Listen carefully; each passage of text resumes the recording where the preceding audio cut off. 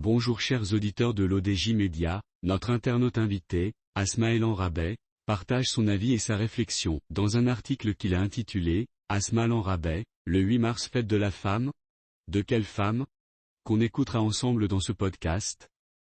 L'auteur entame sa présentation du sujet en disant « J'ai toujours été un temps, soit peu gêné par la dénomination du 8 mars comme étant la fête de la femme.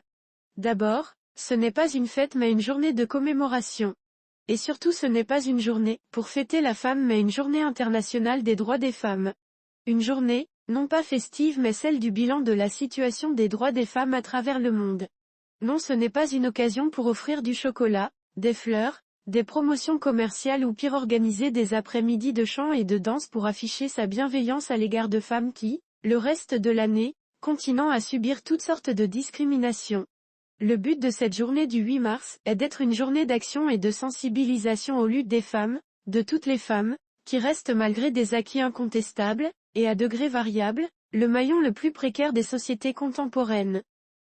J'ai, en cette occasion, une pensée pour les femmes invisibilisées, celles qui sont marginalisées, celles qui se lèvent aux aurores pour aller au champ, celles qui font le ménage, très tôt, dans des grandes entreprises et institutions, celles qui éduquent et élèvent leurs enfants seules, celles qui travaillent doublement, celles qui se sacrifient pour leur famille, leurs parents. » Notre internaute invité approfondit sa réflexion de la manière suivante.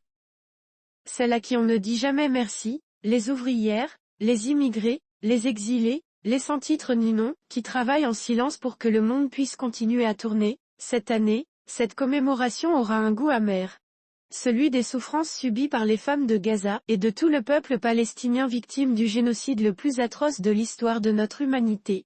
Ces femmes qui enfantent des enfants qu'on assassine froidement et qui continuent de nous donner des leçons de persévérance, d'endurance et de dignité.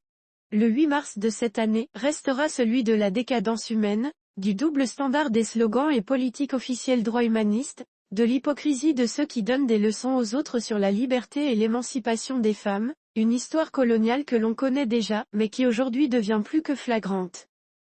Le 8 mars de cette année marquera encore plus ce fossé profond entre les idéaux humanistes dits universaux et la réalité cruelle du Sud, et notamment des femmes palestiniennes.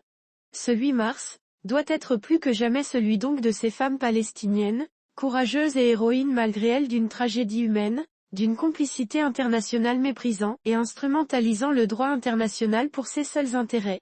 Une politique internationale, qui nous montre à quel point nous sommes naïfs et quelque part complices d'un ordre mondial, injuste, inhumain et arrogant.